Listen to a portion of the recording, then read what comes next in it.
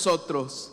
Les invito, hermanos, a ponerse en pie. Vamos a abrir la Biblia en el Evangelio de Lucas, capítulo número 22. Evangelio de Lucas, capítulo 22. Y vamos a leer a partir del versículo 35. Voy a leer de la traducción Reina Valera 1960. Nos dice la palabra de Dios en el Evangelio de Lucas, capítulo 22, versículo 35. Y a ellos dijo: cuando os envié sin bolsa, sin alforja y sin calzado, ¿os faltó algo? Ellos dijeron: nada. Y les dijo: pues ahora el que tiene bolsa, tómela, y también la alforja, y el que no tiene espada, venda su capa y compre una, porque os digo que es necesario que se cumpla todavía en mí aquello que está escrito: y fui contado con los inicuos, porque lo que está escrito de mí tiene cumplimiento. Entonces ellos dijeron: Señor, aquí hay 2 espadas. Y él les dijo: basta. Amén. Hasta ahí dejamos la lectura, hermanos. Oremos al Señor. Padre, hemos abierto tu palabra esta mañana en la confianza que tu Espíritu Santo va a preparar nuestro corazón para recibirla. Queremos pedir, Señor, la sabiduría que solamente proviene de ti, para que la palabra misma pueda hablar, y así, Señor, todos podamos ser edificados y nutridos por ella. Te pido, Espíritu de Dios, que tú tomes el control de este lugar, como también de las ondas radiales, del internet, para que tú, Señor, lleves esta palabra a los corazones que necesitan escucharla. Añade a tu iglesia los que has predestinado para salvación y vida eterna. Oramos por las necesidades de tu pueblo, Señor, y en la medida en que tu palabra es anunciada, te pido que realices sanidades, liberaciones, que tú produzcas el milagro del nuevo nacimiento. Da la fe para el arrepentimiento. Te pido, Señor, que aquellos que se han alejado del camino vuelvan nuevamente a ti, para que puedan juntos nuevamente, Señor, a tu pueblo exaltar tu nombre. Te pido, Señor, que quites toda distracción del diablo. Aparta toda distracción, todo pensamiento que se oponga o que se revele a la obediencia de Cristo. Quítalo, Señor, para que nosotros podamos también crecer y ser nutridos por tu Espíritu. Es nuestra petición en Cristo Jesús. Amén y amén. Tengan la bondad de sentarse, por favor, hermanos. Estas palabras que acabamos de leer, hermanos, son el cierre, según el Evangelio de Lucas, de las últimas palabras que el Señor dijo en aquel momento que nosotros conocemos como la Cena del Señor, que es lo que justamente acabamos de recordar. Estas palabras específicamente son el cierre, que van a abrir un nuevo ciclo que se conoce como el inicio de la pasión de Cristo. Era un diálogo, hermanos, que el Señor Jesús tuvo con sus discípulos con la finalidad de darles instrucciones claras y precisas frente al hecho y la realidad que ahora el Señor ya no iba a estar más con ellos de la manera en que habían estado acostumbrados por los últimos años.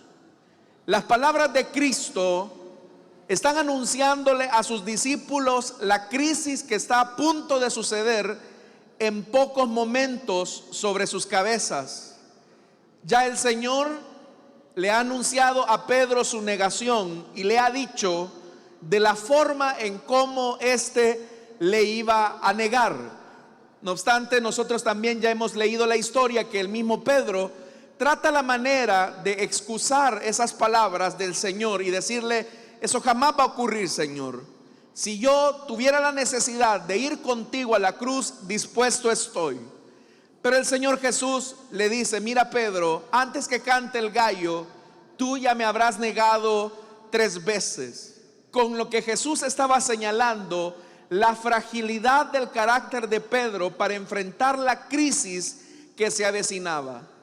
Pero no solamente el Señor Jesús le anticipa a Pedro la crisis que está a punto de vivir, sino que también a sus discípulos en su conjunto les va a comenzar a recordar cuál ha sido el proceso de crecimiento por el que Él los ha conducido a lo largo de estos 3 años más o menos de ministerio.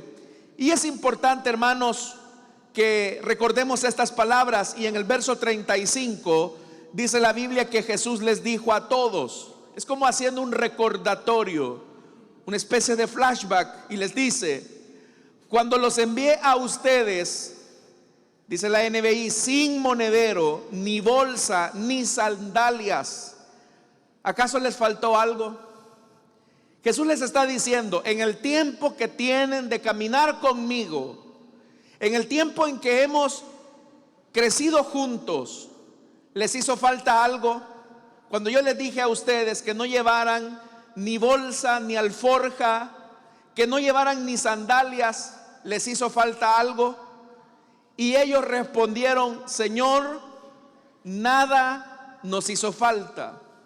Lo que el Señor les está diciendo a sus discípulos es esto: muchachos, hasta este punto de la vida yo he asumido la responsabilidad de cuidarlos a ustedes. Por eso es que yo les dije: no lleven nada para el camino, no lleven bastón, no lleven pan, no lleven dinero, no lleven una segunda muda de ropa, yo me voy a encargar de sus necesidades. El Señor les estaba entonces recordando: hasta este punto de la vida yo he asumido la responsabilidad de cuidarlos. Pero ese cuidado que Jesús había tenido efectivamente de sostenerlos materialmente, no eran solamente cuidados, hermanos, materiales, sino que también habían sido cuidados hacia ellos de tipo espiritual, cuidados emocionales. Y solamente para que recordemos en cuántas ocasiones los discípulos se vieron expuestos al escrutinio de sus enemigos y cómo Jesús sale a la defensa de ellos, nos va a recordar el por qué Jesús les está diciendo estas palabras. Usted recuerda en aquella ocasión cuando los discípulos de Juan el Bautista le preguntan: oye, Señor, ¿cómo es que nosotros y los fariseos ayunamos, pero no así tus discípulos? Vea que aunque el ataque mordaz era hacia el Señor Jesús, lo que están cuestionando es la actitud de sus discípulos. Si usted ha leído ese pasaje, recordará también que es el Señor Jesús quien responde por ellos. Los discípulos se quedan callados como niños y es Jesús el que responde. ¿Acaso puede un hombre que está recién casado estar en ayuno cuando tiene que estar celebrando? Es Jesús quien sale a la defensa de sus discípulos, mostrando su cuidado.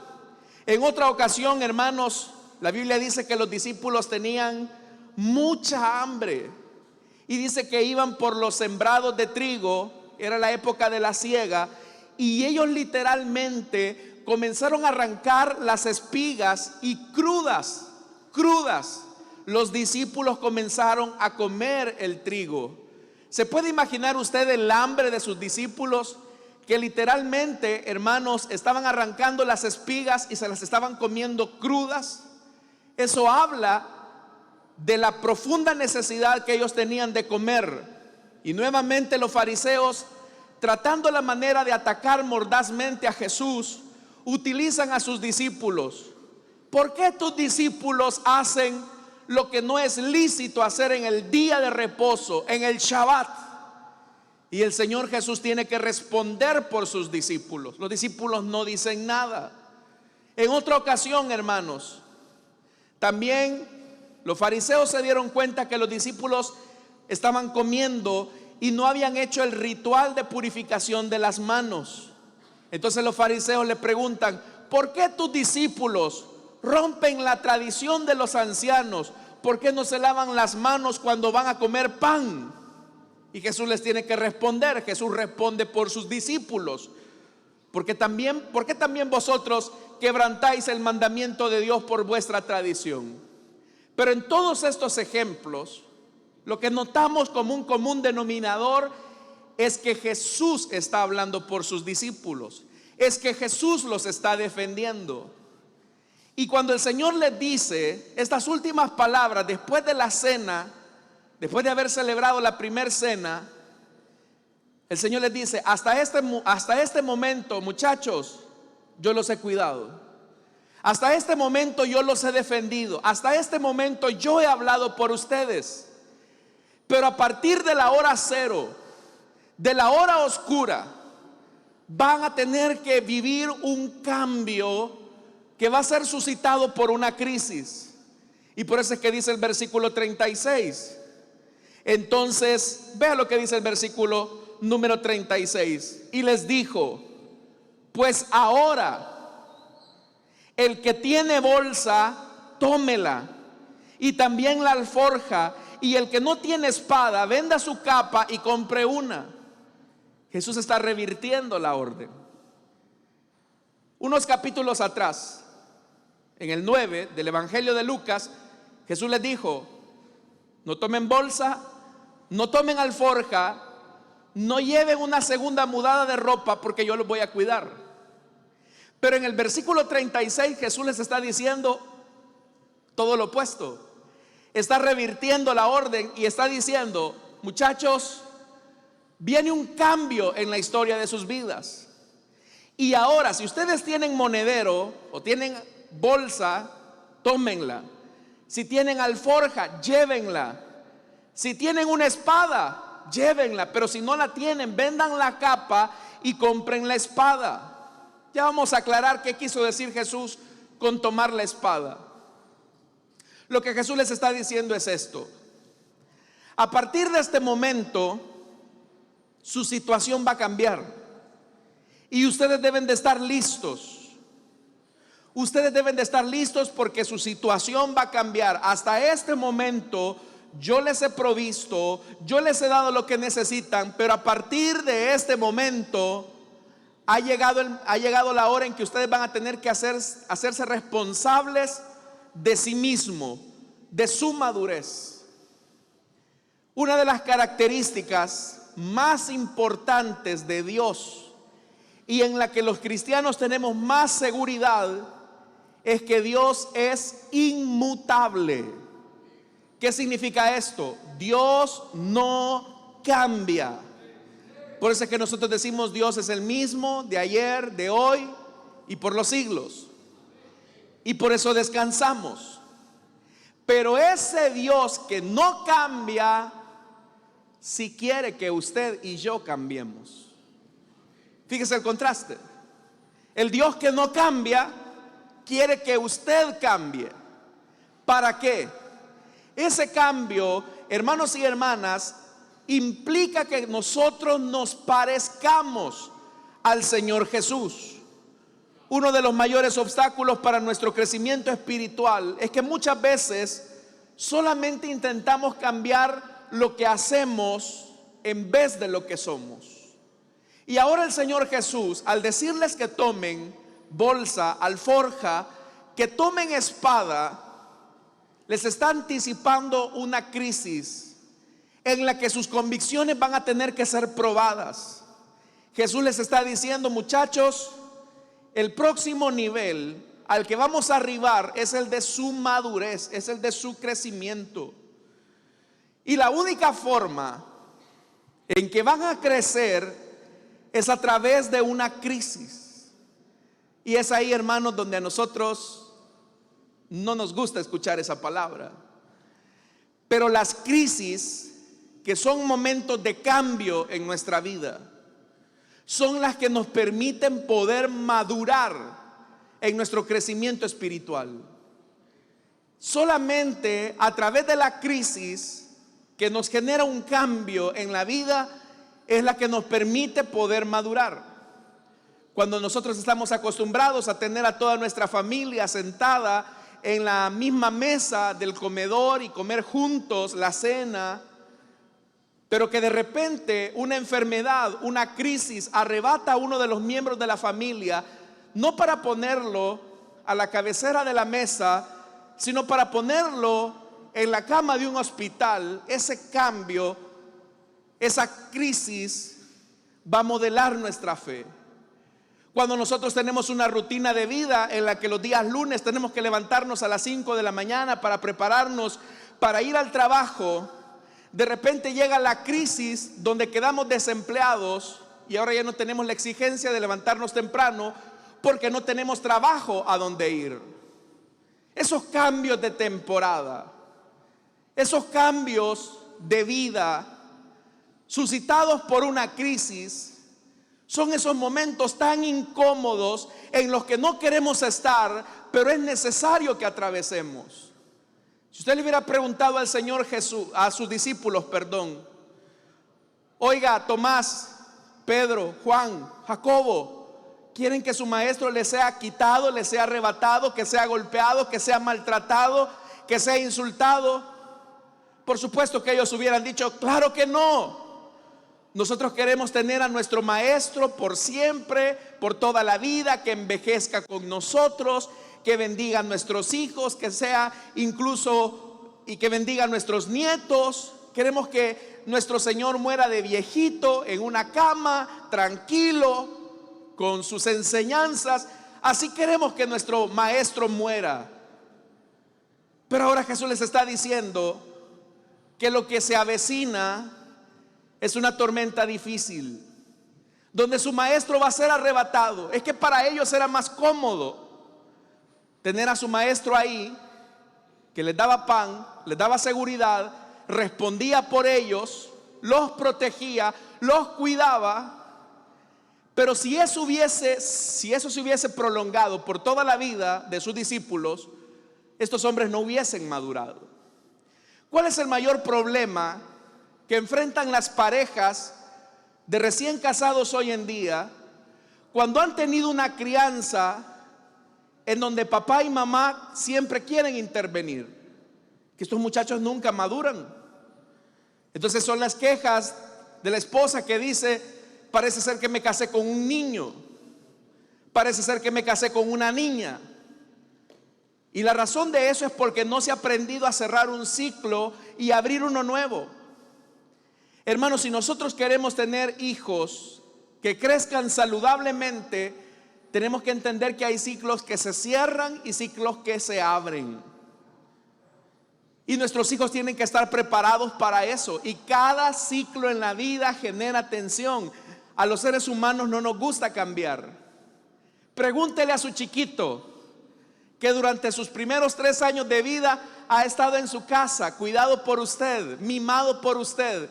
Y de repente le dice a su bebé, hijo, hija, ha llegado el momento de ir al kinder. ¿Se recuerda de la primera vez que llevó a su hijo al kinder, hermano, hermana? ¿Se recuerda? Su hijo iba contento porque le habían comprado el uniforme nuevo. Iba con su loncherita, iba con su bolsoncito y pensaba que era un lugar donde usted iba a estar. El momento de la crisis llegó cuando se acercó al portón y le dice, salud príncipe, adiós princesa, y le dio un beso. Y el niño, ¿verdad?, saltando entró al colegio. No fue así. El niño comenzó a decir, ¡ah! Comenzó a llorar, mami, mami. Y esos lloros reflejan que el niño no quería estar ahí en ese lugar sin usted. Pero desde niños se les enseña a nuestros hijos que la vida tiene cambios. Y esos cambios, hermanos, esos cierres duelen. Pero es a través de ese dolor de las crisis es que finalmente maduramos. Y Jesús ahora les está diciendo, ahora ustedes tienen que valerse por ustedes mismos.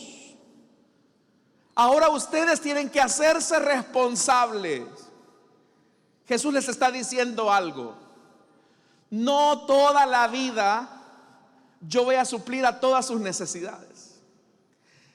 A ver, piense por un momento en esto. Cuando Israel andaba vagando en el desierto, ¿cuál era la dieta de alimentación que ellos tenían por esos 40 años? ¿Alguien recuerda qué era lo que Israel comía? Maná.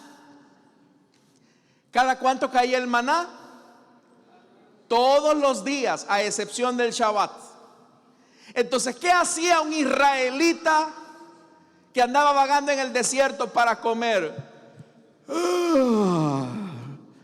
Se levantaba de su cama y al salir a su tienda ya tenía el maná solamente para que se lo comiera, solo para irlo a recoger y comer. Pero ¿qué pasó cuando Israel entró a la tierra prometida? La Biblia dice que el maná cesó. Entonces el Señor Jesús les dijo, Dios les estaba diciendo a su pueblo de la siguiente manera: durante estos 40 años yo los he alimentado, pero a partir de esta época, ahora a ustedes les va a tocar sembrar y ¿qué más? Cosechar. Van a tener que trabajar. Los primeros años de Israel, el Señor los defendía con poder, con autoridad, vencía a sus enemigos. Pero cuando pasó la era de Moisés y se abrió el ciclo de Josué, la Biblia nos dice que el Señor le dice a Josué: mira, Josué, esfuérzate y sé muy valiente.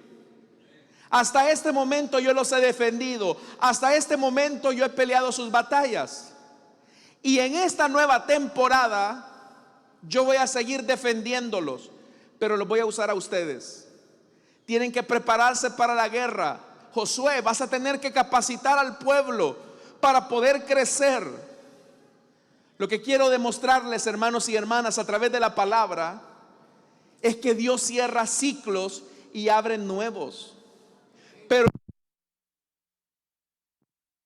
ese cierre de ciclo y en esa apertura de ciclo, la crisis nos genera tensión, pero la crisis es necesaria para nuestro crecimiento. Entonces, yo no sé cuál es la situación difícil que usted está viviendo en este momento, pero déjeme decirle que si usted está viviendo una crisis, es porque Dios quiere que crezca. Lamentablemente nosotros nos casamos con las maneras que Dios actúa en algún momento en nuestra vida.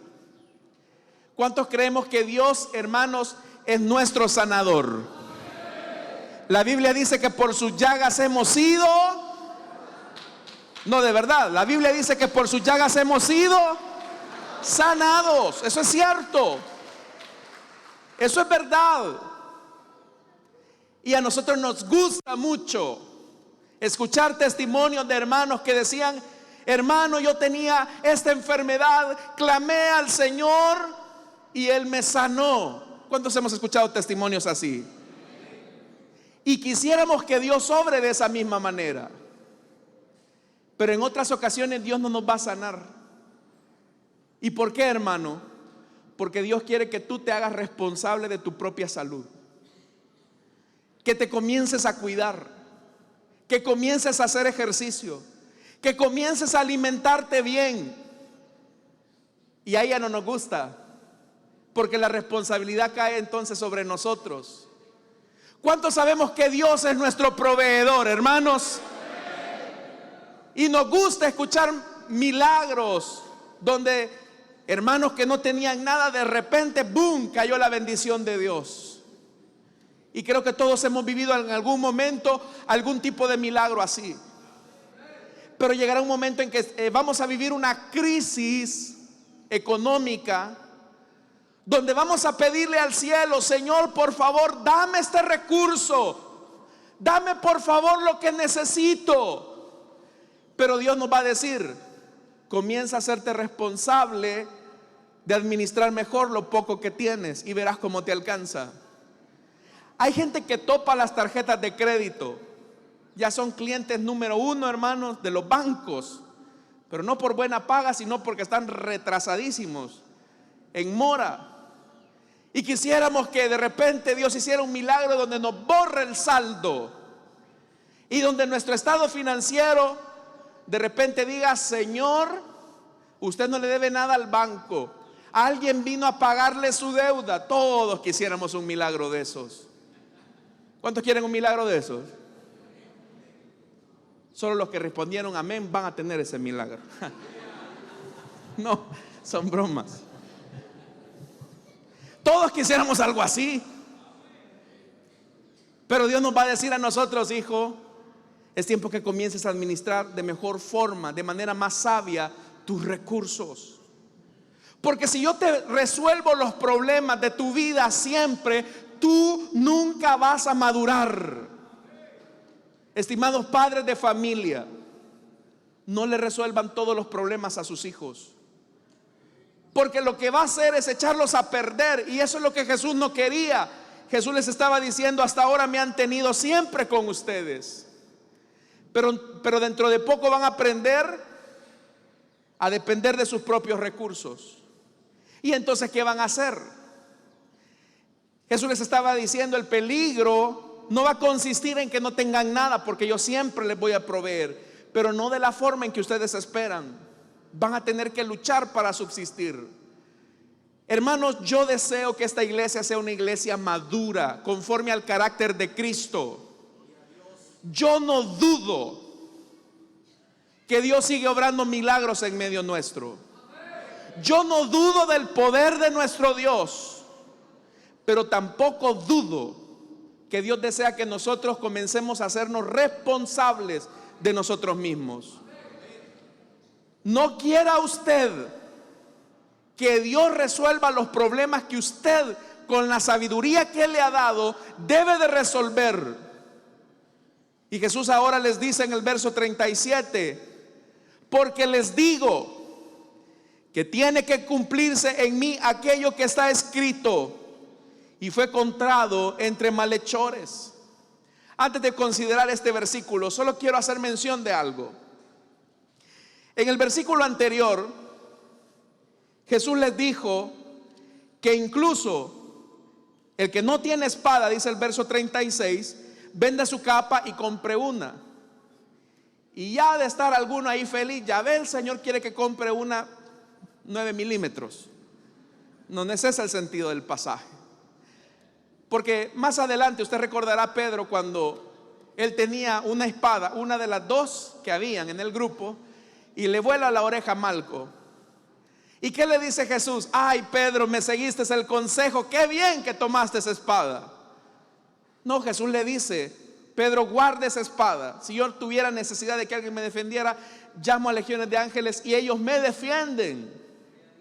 No tengo necesidad de tu espada, porque el que a hierro mata, a hierro muere. Entonces, ¿a qué se estaba refiriendo Jesús cuando les decía que tomaran espada? ¿Sabe a lo que Jesús estaba refiriendo? Él les estaba diciendo: ármense de valor, porque cada crisis en su vida va a necesitar un poco de agallas, va a necesitar un poco de coraje. No necesito niños que vivan lamentándose y quejándose: ay, qué situación más difícil la que estoy viviendo.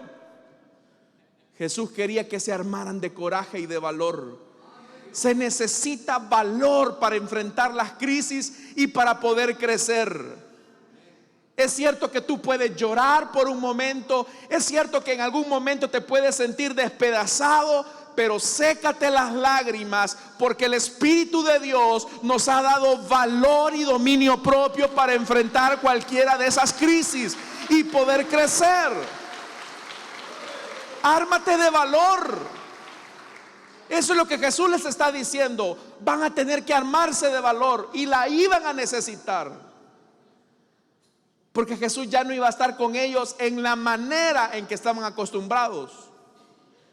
Entonces, considerando el pasaje 37 y 38, porque les digo que tiene que cumplirse en mí aquello que está escrito, y fue contado entre los malhechores. En efecto, lo que se ha escrito de mí se está cumpliendo. Estoy a punto de entrar a la hora más oscura, les está diciendo Jesús. Jesús, como capitán de aquel barco, les está diciendo: estamos a punto de entrar a la tormenta perfecta. Estamos ahorita en el ojo del huracán, pero es cuestión de minutos para que la nave comience a agitarse en el mar por el viento embravecido y las olas violentas. Tengo que decirle algo que seguramente usted no lo va a escuchar en cualquier púlpito. La crisis va a venir a su vida. Yo sabía que no iba a tener muchos amenes. Vendrá la crisis del desempleo, vendrá la crisis de la enfermedad, vendrá la crisis de la separación, vendrá la crisis de la pérdida, vendrá la crisis del duelo. Pero solamente, hermanos y hermanas, tomemos nuestra espada, armémonos de coraje, sabiendo que nuestro Dios no nos va a dejar ni un solo momento. Y no le estoy diciendo que la crisis se va a acabar. Lo que le estoy diciendo es que Dios, a través de esa crisis, lo va a hacer fuerte en su fe. Y Jesús les está diciendo ahora: miren, lo que Dios ha planificado, Él lo va a cumplir. Y aquí Dios ha dicho que yo voy a ser contado entre malhechores, que yo voy a ir como oveja al matadero. Pero cuando nosotros escuchamos ese tipo de mensajes, como que nos cuesta entenderlo.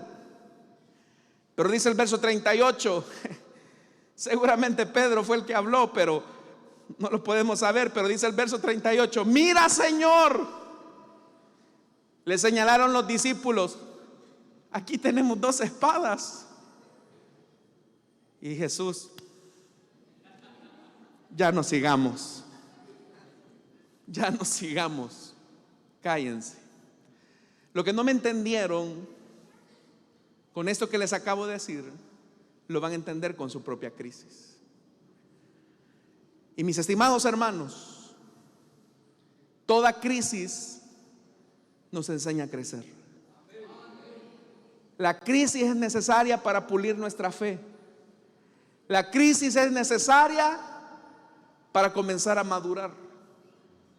Y estando en una situación como esa, vamos a tener que armarnos de valor y tomar nuestra espada. Vamos a tener que aprender a depender del Señor. Dios no nos va a resolver todos los problemas. No es así. Dios sí nos va a dar su sabiduría y su Espíritu Santo para enfrentar todo problema. Eso sí Dios lo ha prometido. Dios no nos ha prometido que no vamos a tener aflicción. Dios no nos ha prometido que no vendrá la enfermedad. Dios no nos ha prometido que en algún momento no nos vamos a quedar sin empleo. Pero lo que Dios sí ha prometido es que Él va a estar con nosotros todos los días de nuestra vida hasta el fin del mundo. Y que esa crisis nos va a hacer fuertes. Entonces, que cada crisis, hermanos, nos enseña a madurar y a prepararnos. Porque uno puede decir: no, si a mí me llegara esa situación, yo sé que la enfrentaría bien. ¿Qué era lo que había dicho Pedro? Pedro, tú me vas a negar. No, Señor, estos aguacates son los que te van a negar, pero yo no.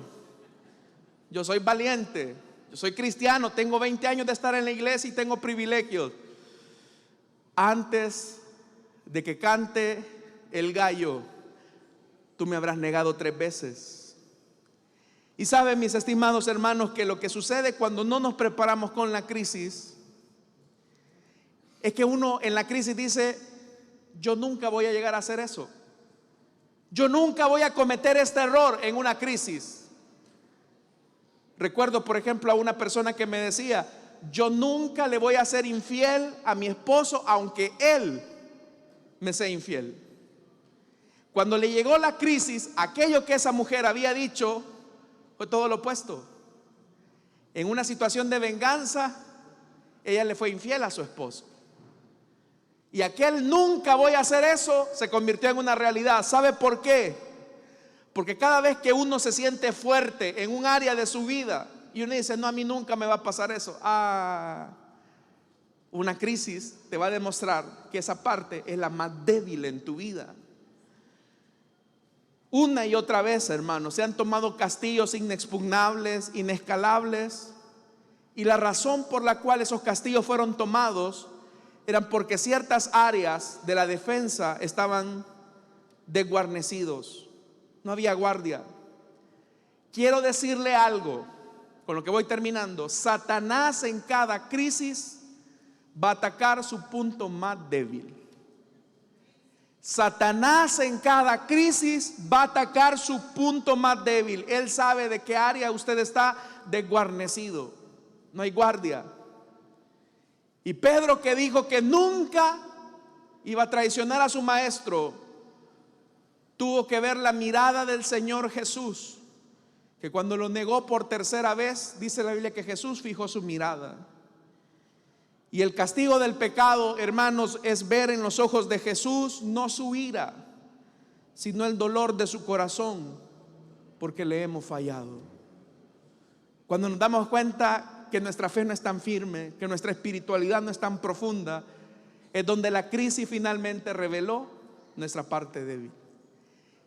Y aceptemos algo, hermanos, todos acá tenemos un área flaca, tenemos un área débil.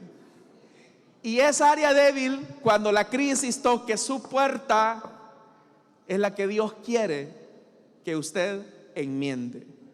Así que, hermanos, esta es la palabra de Dios para ustedes esta mañana.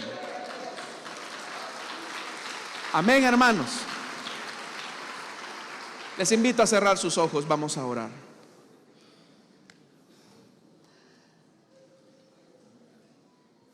Esta mañana quiero hacer una invitación rápidamente para aquellas personas que desean entregarle su vida a Cristo o que quieran reconciliarse.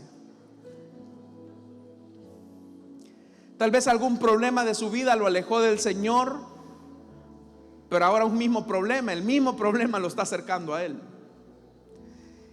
Si hubiera alguien acá que quiera entregarle su vida a Cristo o que quiera reconciliarse, póngase en pie, vamos a orar por usted. Ahí habrá un hermano, una hermana que va a orar.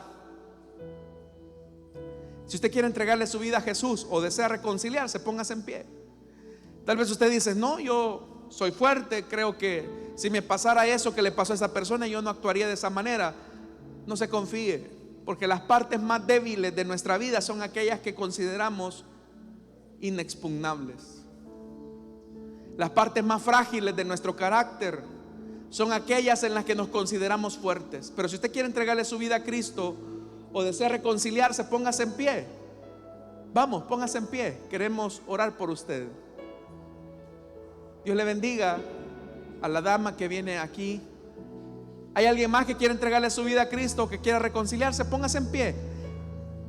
Probablemente la crisis que te alejó de Dios es la misma que te va a acercar a Él, pero necesitas venir a Él esta mañana, como lo hace esta vida. ¿Hay alguien más que quiera entregarle su vida a Jesús o que desea reconciliarse? Vamos. ¿Habrá alguien más? Estimado joven, señorita, ven. Tú quieres entregarle tu vida a Jesús, tú quieres reconciliarte. Vamos, ven ahora. Entrégale tu vida al Señor. ¿Habrá alguien más que quiera reconciliarse, que quiera entregarle su vida a Cristo?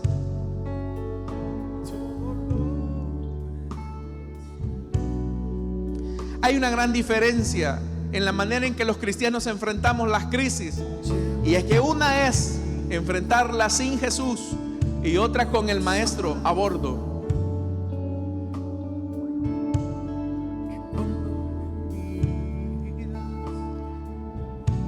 ¿Habrá alguien que quiera entregarle su vida a Jesús o desea reconciliarse?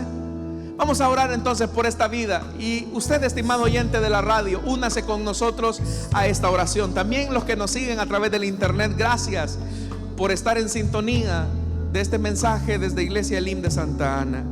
Únase en oración con nosotros y entréguele su vida al Señor ahí en su lugar. Padre que estás en los cielos, esta mañana, Señor, nos presentamos delante de ti y pongo en tus manos esta vida, Señor, que está aquí adelante. Te pido que limpie sus pecados, que perdone sus maldades. Ahora, Señor amado, ella te reconoce a ti como su Señor, su Salvador. Ven a ella, Señor, y transforma su vida. Dale un corazón nuevo, un espíritu nuevo, y que tu gracia redentora, Señor, la cubra, haciendo de ella una nueva criatura. Igualmente, Señor, por los oyentes de la radio, por los que nos ven a través del internet, te pedimos, Señor, que tu gracia llegue hasta ahí. Que tu gracia, Señor, los cubra en este momento. Y que nos ayudes a crecer, Señor, y a madurar. Tú no nos has prometido una vida sin problemas, pero sí nos has prometido, Señor, estar con nosotros. Nos has dado las herramientas para, con sabiduría, resolver nuestros problemas, con sabiduría hacernos responsables de nuestro crecimiento. Dale de esa sabiduría a tu pueblo, Señor. Señor, ayúdanos a entender que tú no nos vas a resolver todos los problemas. Ayúdanos a entender que nos has dado las herramientas para vencer, que nos has dado la sabiduría, el discernimiento para enfrentar nuestras dificultades y ver así tu mano poderosa. En Cristo Jesús. Amén y amén. Gloria al Señor, hermanos. Le damos la bienvenida a nuestra hermana con un fuerte aplauso, pues hay fiesta en los cielos cuando un pecador se arrepiente. Amén, hermano. Bienvenida, hermana. Van a tomarle sus datos. Vamos a orar, hermanos.